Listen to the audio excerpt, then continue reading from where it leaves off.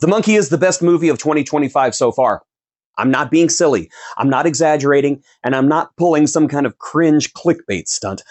I experienced more satisfaction, surprise, and enjoyment from this movie than I have any other film in a very long time. And are we going to talk about it? You bet your sweet Bippy we're going to talk about it.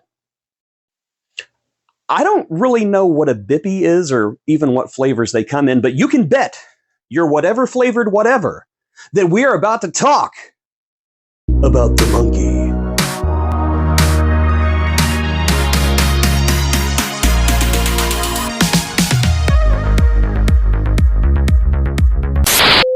Monkey!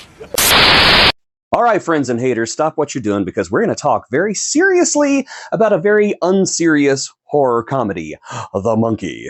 Needless to say, this movie took my expectations, crushed them in a little wind-up monkey's tiny little hairy hands, and then flung them like monkey poo at screaming children on a field trip.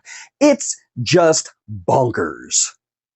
This movie is an experience. It is unhinged. It's ridiculous. It knows it's ridiculous. It's made peace with its ridiculousness, moved in with its ridiculousness, and is currently raising several kids with its ridiculousness, and it's absolutely glorious because of it.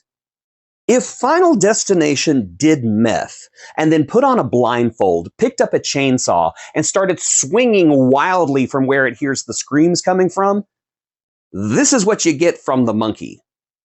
And yes, that is a compliment. So what is The Monkey about? Simple. And by simple, I mean not simple.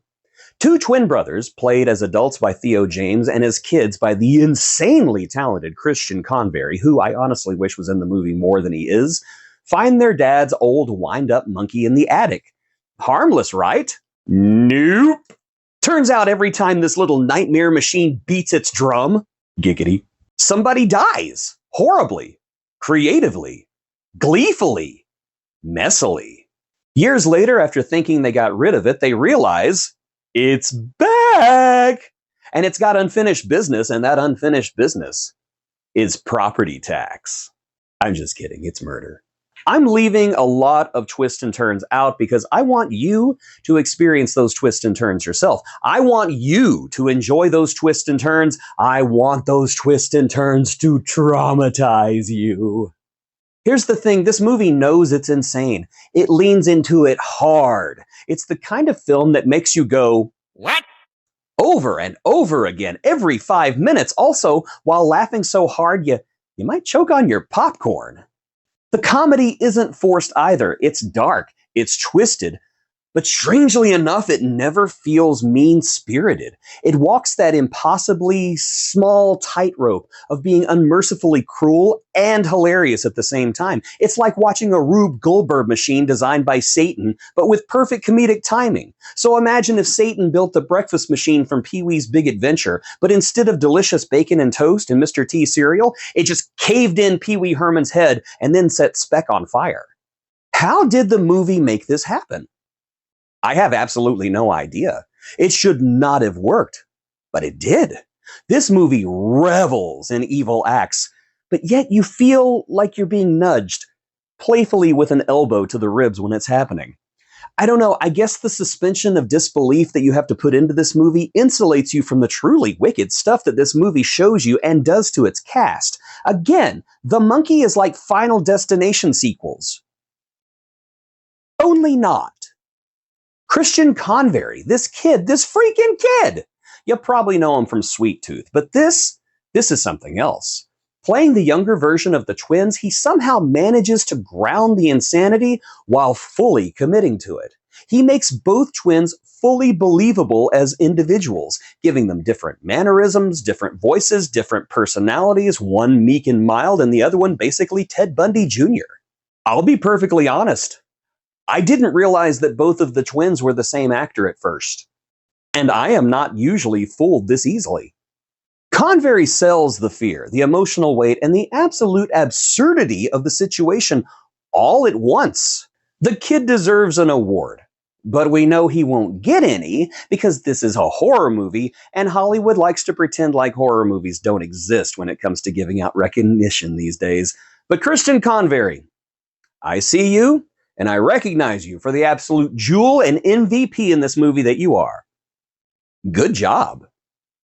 But let's talk about the monkey, the real star, the reason I will never trust vintage toys again. Well, except for my He-Man collection. Because let's face it, if Skeletor decides I need to die, I just need to accept that I did something wrong.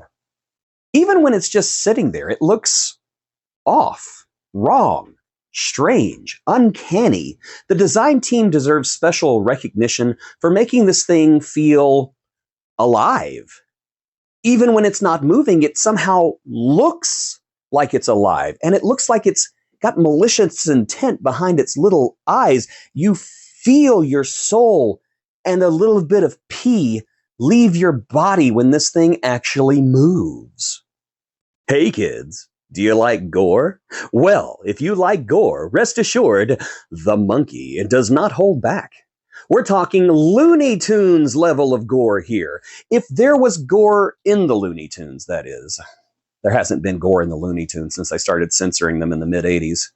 At a time when it seems like a lot of horror movies are dialing back the carnage, this one cranks it all the way up to 11. The kills are brutal. The effects are disgustingly absurd and over the top. It's like if Roger Rabbit and the devil had a baby, and that baby had a drum set, and that baby killed people just by playing the drum set. Oh, hey! I just came up with the plot for the prequel. The Monkey Origins. Look, if you love horror, see this movie. If you love comedy, see this movie. If you love watching your friends squirm while you laugh your butt off, see this movie. This film was created for sick, dark people such as you and me, and I know that you're a sick, dark freak because if you weren't, you wouldn't be watching this. It's ridiculous. It's hilarious. It's shockingly brutal. It does slightly overstay its welcome at the beginning of the third act, but given everything that it did before and everything it does after, I'm willing to forget that minor slow point in the pacing. And honestly, what more do you want? It's a monkey that kills people. Go see it! Now! Do it! You'll thank me later. Or you'll hate me later. But hey, either way, it's an experience, and I get the attention that I so desperately crave. So here's an interesting thought experiment for you. If I told a really good joke, an absolute banger, and the monkey was in my possession and could not help himself and did a rim shot, would someone still die? Or is it all in the intention? Again, ideas for a sequel. You know, if that was the sequel and all it took to have people not die was have the monkey not do a rim shot, all you'd have to do is give it to Jimmy Fallon. If you enjoyed this, please make sure to like, share, and subscribe so we can keep the horror comedy love going. And if you really want to support the channel, consider joining us as a YouTube channel member or hopping on over to our Patreon and giving us money, because money makes the world go round. And so does love, I guess. I don't know.